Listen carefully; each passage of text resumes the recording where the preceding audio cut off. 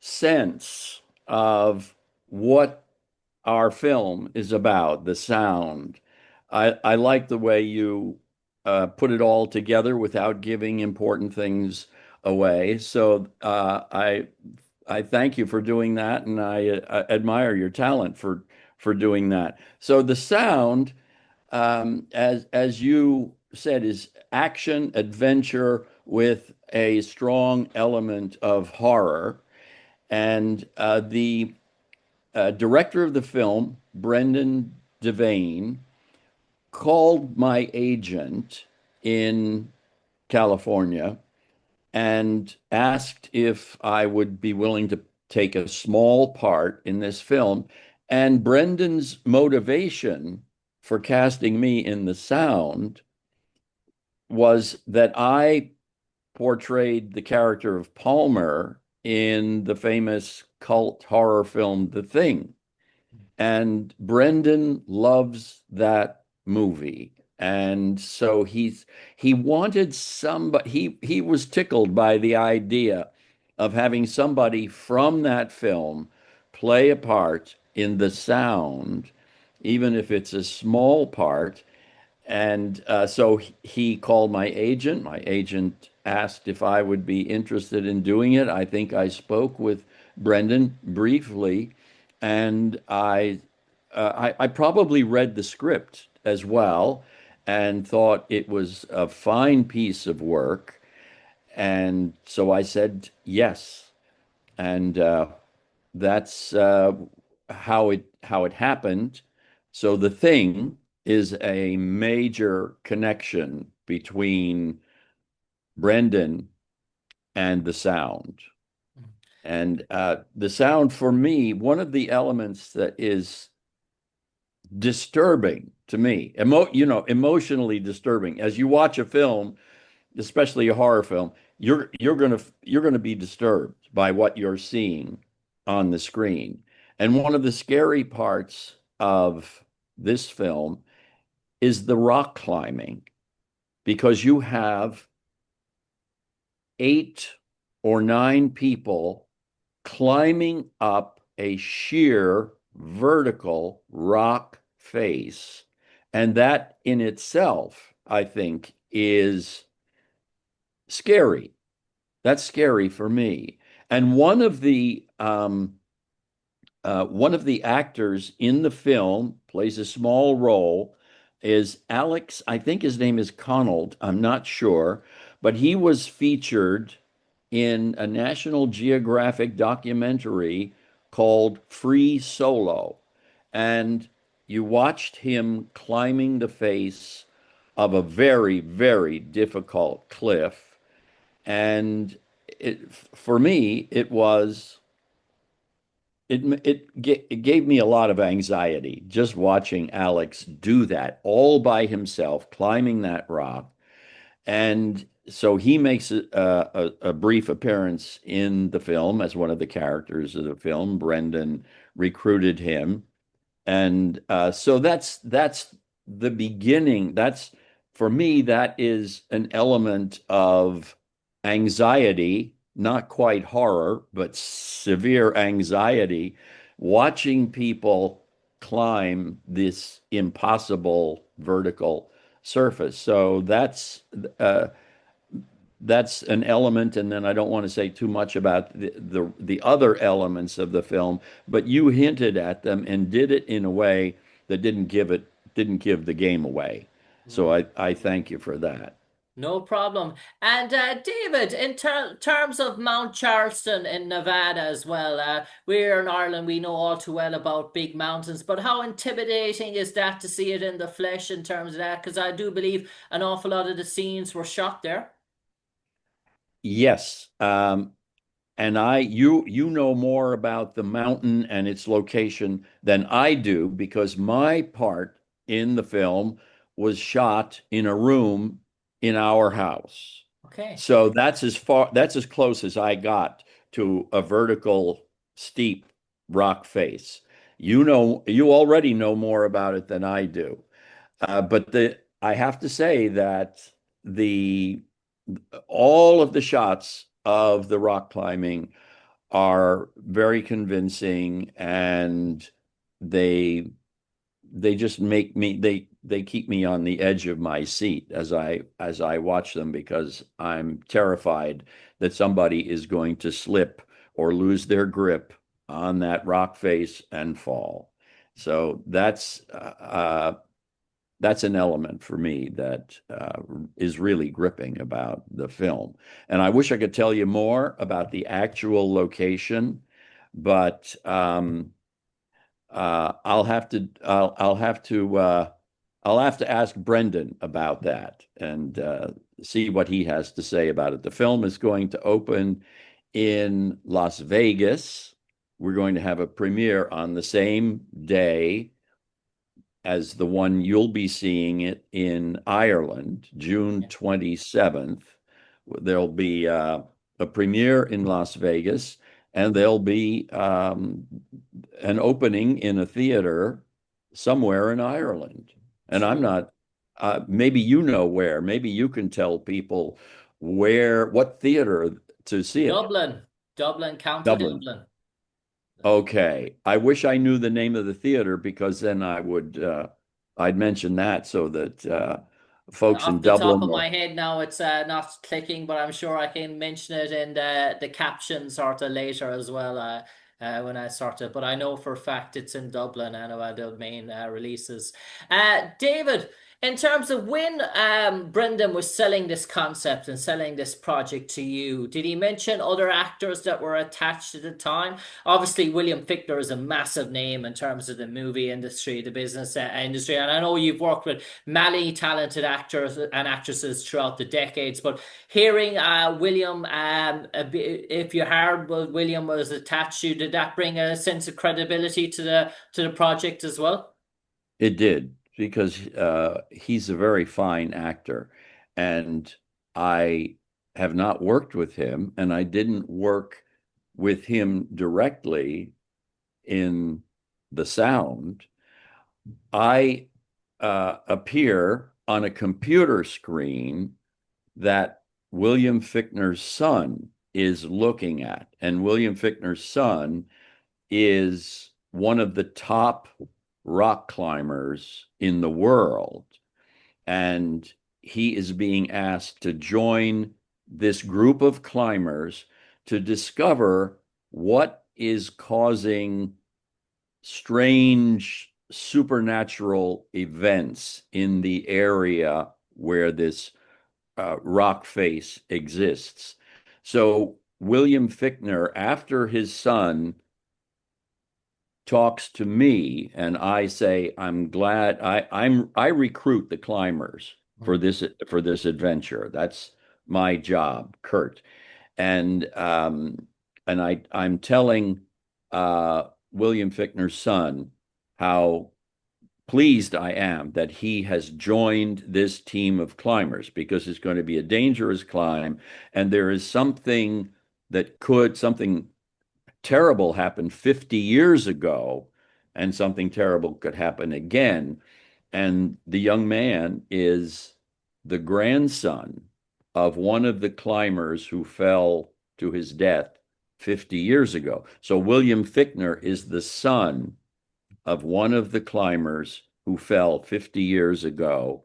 And he's very unwilling to have his own son go on this adventure. So he tries to talk him out of it. And I think William Fichtner is an excellent actor, and he's very sympathetic and very believable as this young climber's father. So William Fichtner and I are in the same scene, but we've never met each other. And He will when at the his, premiere. pardon me, I He will will at at the the premiere premiere. if he's not too busy to come. Well, that's all that could be a problem, because I'm sure he's very much in demand. Yeah. And David, for people that are afraid of heights or have a fear sort of heights, in terms of that, is there I won't, we won't give too much away, but is there very much one or two squeamish moments where you think to yourself, well, you might need to look away in terms of here, in terms of jaw dropping? Is there, for people that maybe have a fear of maybe falling or real, is there real intense sort of graphic stuff in terms of heights? Well, I'm uncomfortable when I look down from a great height. And so my stomach is a little, I have some butterflies in my stomach as I watch the film. And I keep my eyes on the screen, but it's uncomfortable to do that. And I think that's part of what the audience will enjoy because they get to have that vicarious experience of being at these great heights, looking straight down to the ground and knowing that one tiny misstep or grip could send them tumbling to their death. So I like that I like that part of the film. And when you add this other element that you spoke of, it's for me, it's doubly troubling, doubly horrifying, which is what you want in a film like this. Yeah. So that is The Sound out on June the 27th, starring David Clennon as Kurt alongside William Fichtner, Jocelyn Hudson, Kyle Gass, Christina Kirkman, Mark Hills, and Rachel Finnegar. And as you know, we always gives our guests the opportunity to speak about something that they're passionate if they want to in terms of the final segment. So we have about maybe 6 to 7 minutes left, David. And I know there's some things that you would like maybe to share to our audience here. So I'll turn it over to you, David, and we'll see where the conversation takes us for the final 6 or 7 minutes. Well, thanks, Jim, for that invitation. I know that the film is opening in Moscow at the same time that it's going to be opening in Dublin and Las Vegas and Los Angeles. And I wished that I could go to Moscow to be present at the opening of the film. And then I would want to see 3 or 4 plays at the famous Moscow Art Theater, which is a sacred place for American actors because that's where a lot of what we know and what we practice as actors, a lot of that came out of the Moscow Art Theater around the turn of the 19th, 20th century. So I'd love to be in Moscow, and I have friends there, and so I'm very sympathetic to the Russian Federation, and this will be controversial, but I'm very sympathetic to the soldiers of the Russian Federation who are fighting in the Donbass. In my opinion, the special military operation of the Russian Federation was necessary and justified, and so that is where my heart is with the people of the Russian Federation and especially their soldiers because they're striking a blow against the U.S. empire. And I've been opposed to the U.S. empire my whole life, starting in Vietnam, going to Chile, then Central America, then Afghanistan, then Iraq.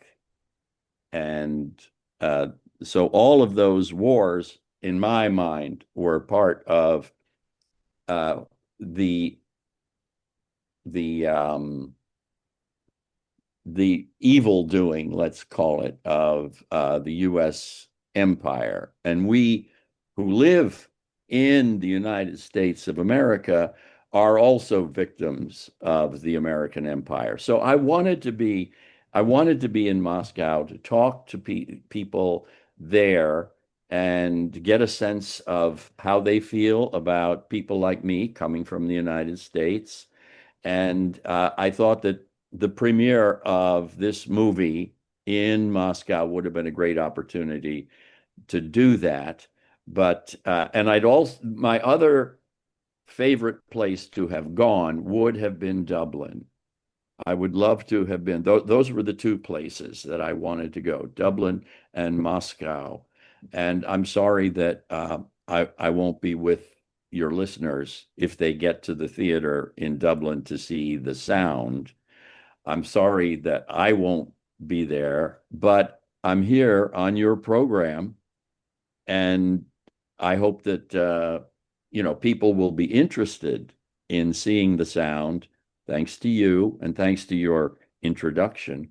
But I wish I could be there in person, and I'm just grateful that your listeners can hear me and that they can go to X, Twitter, or Instagram and see the two of us talking.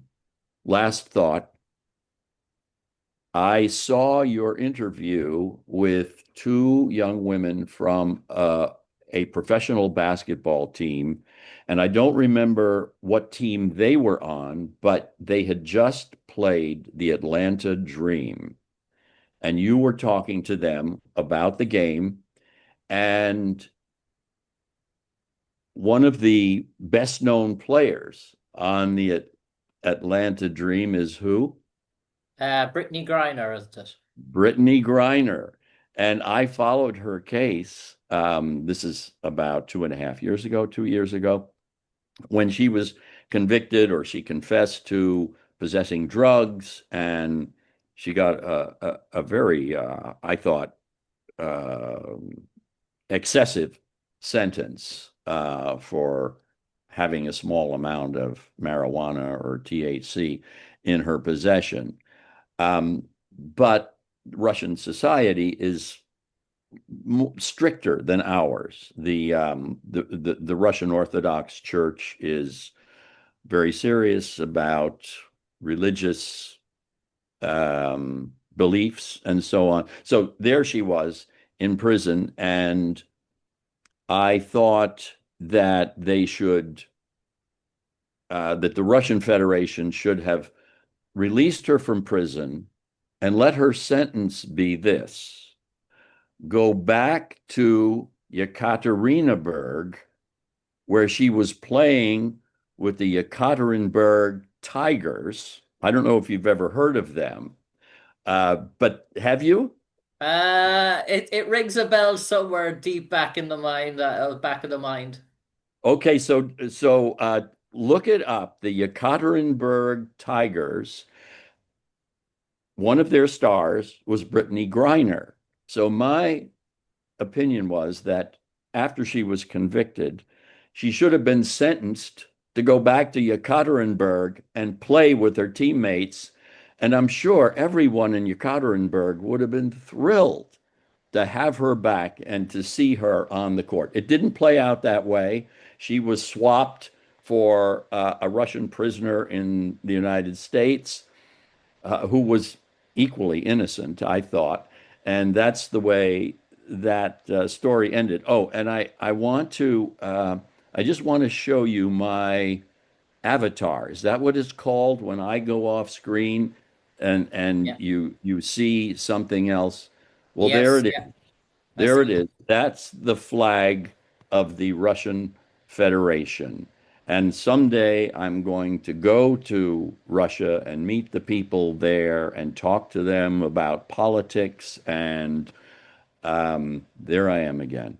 So I look forward to that. And I really want to visit Dublin. I want to go to the Gate Theatre and the Abbey Theatre. So uh, keep that in your thoughts, and maybe you can help me to get there. We'll see. We'll see. David Lennon, time is caught up with us, unfortunately. Do check out The Sound, June this 27th, with David Lennon starring as Kurt. From me, Jim Conlan, to you, David Lennon, stay safe, take care, and God bless, sir. Thanks, Jim. Be well. Be well. Take care.